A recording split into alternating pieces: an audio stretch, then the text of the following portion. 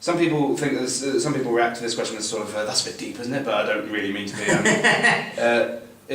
Have you ever wanted to leave your family? But that's not leave as in never look back, but just sort of get away from it all, I suppose. Oh yeah, all the time. Yeah. I'm a twin. Myself and my twin sister never really got on. Myself and my dad never really saw eye to eye, and my mum was overprotective, and it made for an awkward situation. And that's probably why I was quite insular, quite reflective. Deep, isn't it? Not really. I know some people say that's a bit of a deep question, but I don't mean as in leave forever. I just mean seek your own independence, really. Oh yeah, definitely. That's part of what coming to uni's about, really, isn't it? Like, wanting to do that is a big part of uni. Yeah, definitely. I think in the way that like when I finished school and stuff, and I just wanted to go to university and get out of there, but not in a bad way. Just because I've always been the youngest, I think I was craving my own independence somewhere else, but not in I don't ever want to see my family again kind of way, but just in a temporary, like what I've done now, just going to university. I suppose most of us have, to be fair. I think especially where I've come from, where there's just nothing for you there, nothing to do, and taking into account just going to university, it just seems like just the best thing you can do, just to be away, be your own person. When I need the toilet, I often leave them. Yes, and I have. To varying degrees of success, might I add. This is my first university. I first went to University of Brunel, West London, and actually it was a big mistake, because I realised shortly after going there that I hadn't gone for the right reasons. I didn't like the course. It was creative writing, and I had a little truck with sort of poetry and short stories and things like that. But I realised the main reason I was going was for this sort of sense of freedom, live in London, be a swinging dickhead, get an indie girlfriend and a coke addiction. No, not really. I think everyone goes to that teenage, I don't want to be here anymore sort of phase. But I think moving away, I think a big part of uni especially, is moving away makes you realise what you've got at home. And free stuff, like washing. So no, I don't think so. We got on quite well. I've always thought, oh god, I'm going to be one of those people that lives with their mum till they're like 40 because it's all frightened to leave. But now that I have left to go to university, and I've been at university for 2 years, I really like living apart from them. So I'd never leave them because I love my parents and my family. They're really cool people. But leave in a sense of live my own life, definitely. Yes, that's why I'm at uni. Good times. I didn't really want to leave because I liked home. But at uni and seeing how much freedom I can have, and I can sleep when I want, and I can just do what I want, and I don't have to do things, I can do whatever. That's why I like being away from home. But it is nice to go back. I did. I moved out when I was really young. I moved into the centre of Hull. Yeah. How old was I? 16? Yeah. Is that like that? Yeah. No, because it's cheaper to stay. I mean, you get fed up with people, but I mean, you argue with anybody, you argue with perhaps your girlfriend, your boss, and you think, but after you've cooled down, it's like, the way I see it, you can get fed up with anybody and everybody, can't you? Really? No, that's never been one point.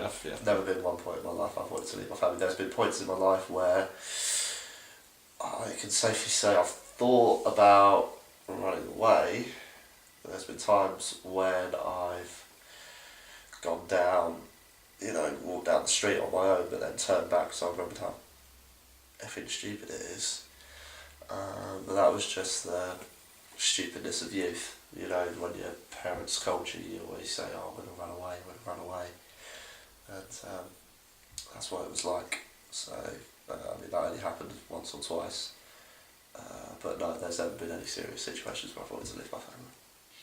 I don't want to leave them just yet, but I know it's coming to that age now where I'm 20, that as soon as I leave university I'm going to have to start thinking about moving out and stuff like that, which is it's a bit scary, but it's an adventure, isn't it? So we'll get on with it. I want you to take a moment and just picture in your brains a polar bear, that's what I want you to imagine. Just your average neighbourly polar bear, just casual as they are. And now I want you to dress that polar bear in biker gear. By this I mean put a helmet on, a black helmet, some goggles, some boots, a vest, black vest, or a black waistcoat, whatever you prefer, personal preference. And now, what you can see in your head is a polar bear in gay biker gear. What I see is a fucking panda. What do your family think about your pursuit of comedy? Well, seeing as I tell a lot of incest jokes, not really a huge fan, especially one about my friend shagging my dead grandma. They're not a huge fan of that. Started doing gigs in Manchester, and my mum and dad would always come and see them, and my brother and my mates would always be there, so I think they really do encourage it and they want me to do well at the end of the day. Whenever I sort of tell them I'm doing a gig, and they always say good luck, you know, I'm sure you do fine, and they're always like, my nana and everything are always like, oh, I can't wait to see you on the telly and live at the Apollo and everything, and hopefully that's where I'll be in the future, but who knows. Pointless, get a job. That's usually what I hear. You're a talentless tit and you should fuck off and die. They've always been supportive of me. That's been the nice thing. I've never had that thing where I'm like the rebel in the family who, you know, dad was something and then I went into something to get away from it. But no, they've always been very supportive of my career in comedy and everything. And because I've always, since I was a kid, I remember saying when I was younger that I wanted to be a comedian. But then I sort of forgot that for a little, or not forgot, but moved on to other things. And I wanted to be a writer-director when I was like early teens. And then I've been split between the two ever since. Well, my mum was she's quite do what you want sort of thing, so long as you get something out of it. And Dad was sceptical. But he was well on board after I'd done 1 or 2 gigs in my first year. But now he's sceptical again because I can't just jump straight into a job, or I haven't been able to. So he's a bit sceptical now, but yeah, Mum's alright, Dad's a bit sceptical I guess, but it goes where it goes, so I can't really do anything about it now. Yeah, my nan and granddad and my other family, they're confused because my nan and granddad only know one side of me, and because I'm really I play the side that I think they want them to see, like, oh hello Nan, oh thank you Nan for that lovely roasting, oh granddad your bald head looks shiny today, and stuff like that, you know, and so when they heard I wanted to be a comedian, they're just like, what the fuck, they never heard me swear, man. And then on my first gig, something on YouTube, I say fuck probably 30 times. The first time my nan heard me say fuck, and she got hit 30 times in a row.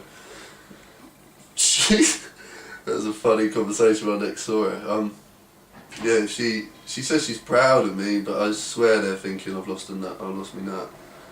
But fuck it. They do listen to all of the comedy things, not just what I do, but what you yourself would do, or Baxter would do, or whatever anyone else would do from our course. You know, if someone puts their thing on Facebook, I say go and have a listen to this, and they'll do it because they're interested in what we're all doing.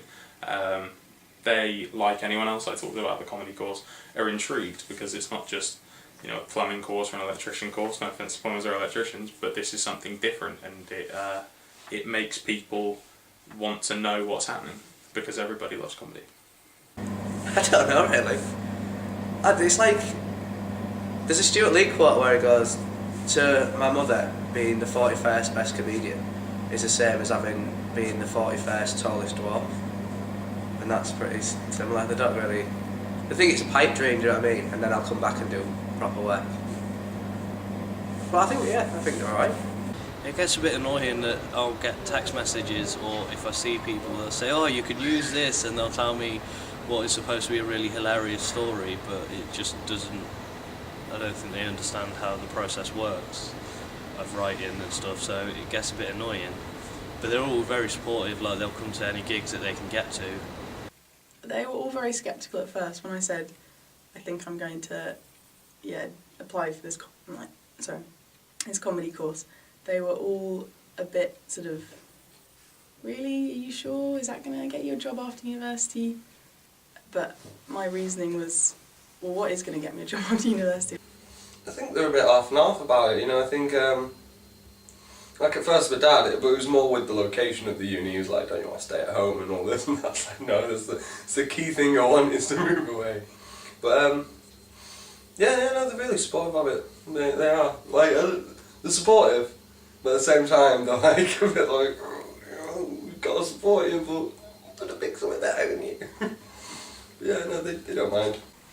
This is interesting because when I applied for university, my mother said to me, "You're not going to be the next Lee Evans. You know, you can't wake up in like 2 days and you'll be filling out the O2."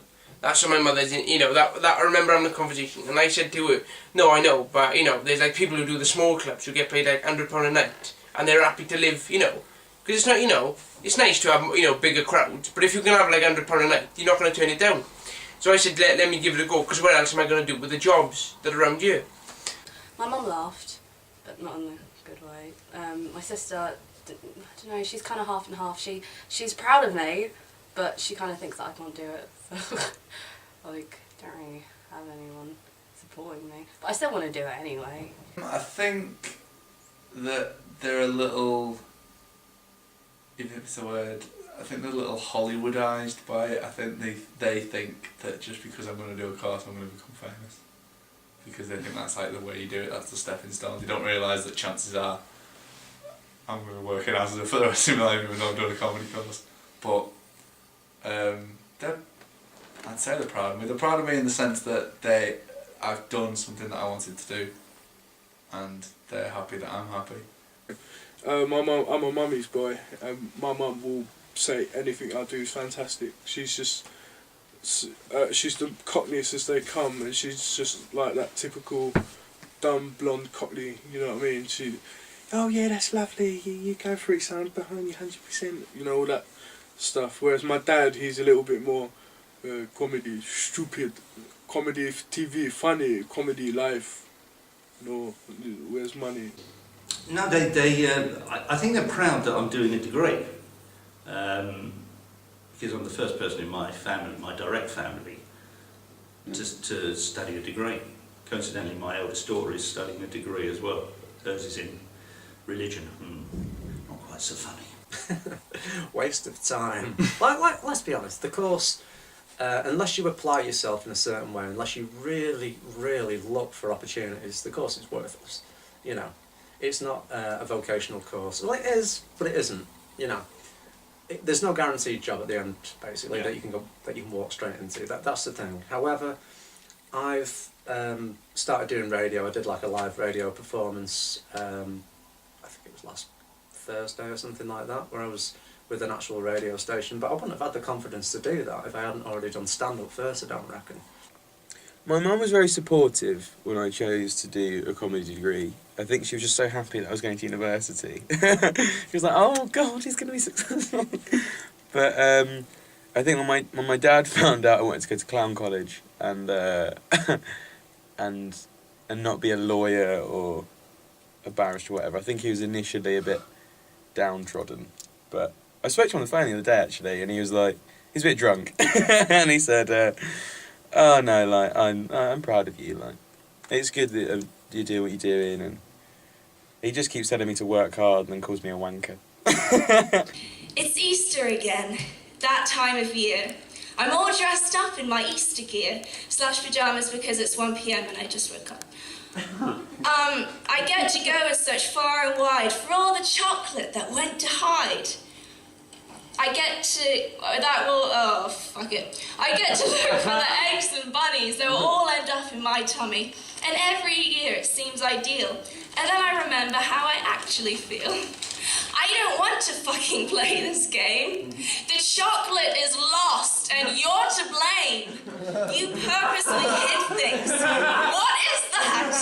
Why are you being such a irrational person?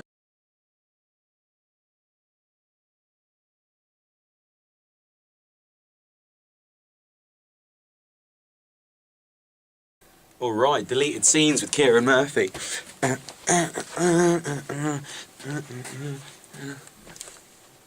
don't know what to do.